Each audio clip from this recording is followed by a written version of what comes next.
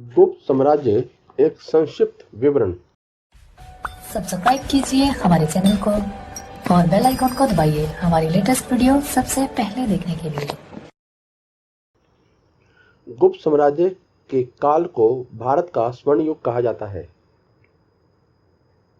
क्योंकि इस काल में विज्ञान, प्रौद्योगिकी, इंजीनियरिंग, कला, साहित्य, तर्कशास्त्र, गणित, खगोल विज्ञान, धर्म और दर्शन के क्षेत्र में व्यापक आविष्कार और खोज हुए थे, जिन्होंने हिंदू संस्कृति के तत्वों को प्रबुद्ध किया था। गुप्त साम्राज्य 275 ईस्वी के आसपास में सत्ता में आया था। गुप्त साम्राज्य की स्थापना 500 वर्षों तक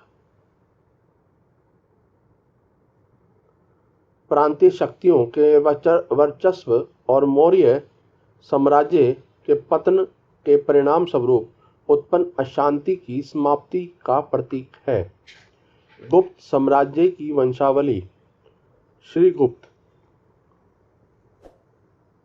इसने 3री शताब्दी ईस्वी में गुप्त राजवंश की स्थापना की थी। इसने महाराज की उपाधि धारण की। घटोत्कच गुप्त, यह श्रीगुप्त का उत्तराधिकारी था। इसने भी महाराज की उपाधि धारण की थी। चंद्रगुप्त एक 319 ईस्वी से 334 ईस्वी, इसने महाराजा धीराज की उपाधि धारण की थी। इसने 319 ईस्वी में गुप्त संवत की शुरुआत की थी, जो उसके राज्याभिषेक का प्रतीक है। इसने लिच्छवी की राजकुमारी कुमार देवी से विवाह किया और वैवाहिक गठबंधन की शुरुआत की, जिससे उसे बिहार एवं नेपाल के हिस्सों में नियंत्रण स्थापित करने में सहायता मिली थी। समुद्रगुप्त 335 ईस्वी से 380 ईस्वी, उसकी व्यापक सैन्य विजय अभियानों के कारण B.A. स्मिथ ने उसे भारत का नेपोलियन कहा है।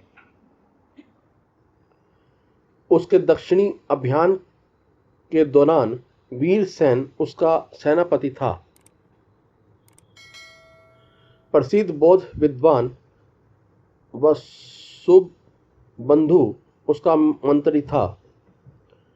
उसके विभिन्न अभियानों से संबंधित जानकारी का उपयोगी स्रोत एरन अभिलेख मध्य प्रदेश है। वह ब्राह्मण धर्म का अनुयायी एवं भगवान विष्णु का भक्त था। उसने श्रीलंका के राजा मेघवर्मन को बोध गया में मठ बनाने की अनुमति दी थी। उसने विक्रमांक और कविराज की उपाधि धारण की थी। चंद्रगुप्त 2 380 से 412 ईस्वी, उसके दरबार में 9 विद्वानों की मंडली थी, जिसे नवरत्न कहा जाता था। यह विद्वान कालिदास, अमर सिंह, धन्वंतरी, वाराह मिहिर, वररुचि, घटकरपर, शप्पणक, वेलभट्ट और शंकु थे। उसके शासनकाल में फाहियान भारत आया था। उसने विक्रमादित्य की उपाधि धारण की थी। वह पहला गुप्त शासक था जिसने चांदी के सिक्के चलाए थे। उसने चंद्र नामक एक राजा को परास्त किया था, जिसका उल्लेख दिल्ली के कुतुब मीनार के नजदीक स्थापित एक लौह स्तंभ लेख में किया गया है। कुछ इतिहासकारों का मानना है कि समुद्रगुप्त और चंद्रगुप्त द्वितीय के शासन काल के बीच में रामगुप्त राजा बना था। विशाख दत्त रचित नाटक देवी चंद्रगुप्तम में रामगुप्त को चंद्रगुप्त का द्वितीय का बड़ा भाई बताया गया है। उसने शासकों से ध्रुव देवी को छुड़ाया और बाद में उससे शादी कर ली थी। कुमारगुप्त 1 413 ईस्वी से 467 ईस्वी, वह ध्रुव देवी का पुत्र था, जिसने गुप्त साम्राज्य का विस्तार उत्तरी बंगाल से कठियावाड़ तक और हिमालय से लेकर नर्मदा तक किया था। उसके शासनकाल के दौरान हुणों ने भारत पर आक्रमण किया था। उसने नालंदा विश्वविद्यालय की स्थापना की थी। स्कंदगुप्त 455 से 467 ईस्वी।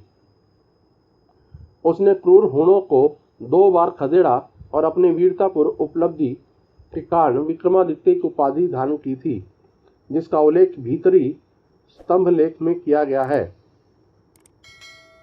वह वैष्णव था, लेकिन उसने अपने पूर्ववर्तियों की तरह सहनशीलता की नीति का पालन किया। गुप्त साम्राज्य का प्रशासन। गुप्त काल में सारी शक्तियां राजा के पास केंद्रित होती थी। गुप्तकालीन शासकों में देवत्व का सिद्धांत भी प्रचलित था। राजा परमेश्वर, महाराजाधिराज और परम भट्टारक की उपाधि धारण करते थे। इस काल में शासन वंशानुगत था, लेकिन ज्येष्ठाधिकार का प्रचलन नहीं था। गुप्त शासकों के पास एक विशाल सेना होती थी। शाही सेना में जबरन मजदूर या विशिष्टि को भी शामिल किया गया था। राजा सूत्रधार एवं सर्वशक्तिमान के रूप में काम करता था और सामान्य रूप से सभी विवादों का फैसला करता था। इस काल में मामूली सजा दी जाती थी।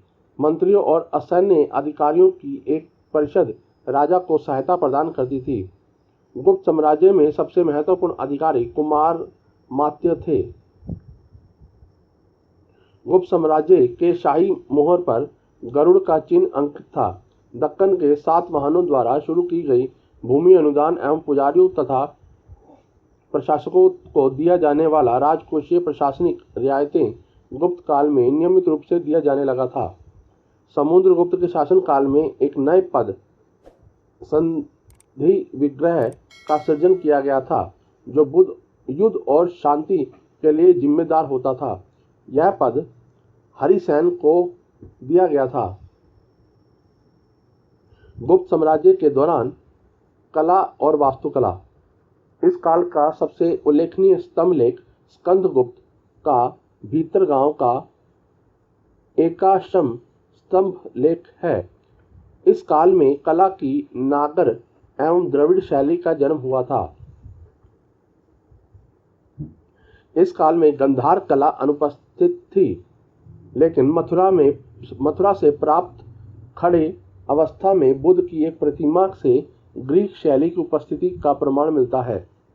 झांसी के पास देवगढ़ के मंदिर तथा इलाहाबाद के पास गढ़वास के मंदिर की मूर्तियों में गुप्त कला का प्रभाव स्पष्ट रूप से दिखाई पड़ता है। सारनाथ से प्राप्त बैठे हुए बुद्ध की प्रतिमा गुप्त कला का प्रतीक है। ग्वालियर के पास बाघ गुफाओं में चित्रित अधिकांश चित्रों में गुप्त कला की महानता एवं भव्यता दिखाई देती है। अजंता के अधिकांश चित्र बुद्ध के जीवन को प्रदर्शित करते हैं। महान कवि और नाटककार कालिदास चंद्रगुप्त द्वितीय के दरबारी थे। उनकी सर्वोत्कृष्ट कृति नाटक अभिज्ञान शकुंतलम है। उनके अन्य नाटकों में मालविकाग्निमित्रम, विक्रमोर्य, वश्यम और कुमार संभव प्रमुख हैं। इसके अलावा उन्होंने ऋतु संहार एवं मेघदूत नामक 2 महाकाव्य की भी रचना की थी। गुप्त काल के दौरान धातु कर्म का भी महत्वपूर्ण प्रभाव दिखाई पड़ता है। कारीगर धातु की मूर्तियों और स्तंभों के निर्माण में माहिर थे। सबसे प्राचीन मूर्ति सुल्तानगंज से प्राप्त बुद्ध की विशाल तांबे की प्रतिमा है। वर्तमान में यह बर्मिंघम संग्रहालय में रखा हुआ है। इस मूर्ति की ऊंचाई 7.5 फुट और वजन 1 टन है। दिल्ली का गुप्तकालीन लौह स्तंभ आज भी जंग रहित है। चंद्रगुप्त द्वितीय और उसके उत्तराधिकारियों ने सोने, चांदी और तांबे के सिक्के भी जारी किए थे। समुद्रगुप्त एक महान कवि था। समुद्रगुप्त ने हरिसेन नामक एक प्रसिद्ध विद्वान को संरक्षण दिया था। काव्यदर्श और 10 कुमार चरित के लेखक दंडिन थे। सुबंधु ने वासवदत्ता नामक पुस्तक लिखी थी। इस काल के एक और प्रसिद्ध लेखक विशाख दत्त थे। उनकी दो प्रसिद्ध नाटक मुद्रा राक्षस एवं देवी चंद्रगुप्तम है। गुप्त काल के दौरान ही विष्णु शर्मा द्वारा पंचतंत्र की कहानियों का संकलन किया गया था। इस काल के एक और प्रसिद्ध कवि शूद्रक थे जिन्होंने मृच्छकटिकम नामक नाटक लिखा था।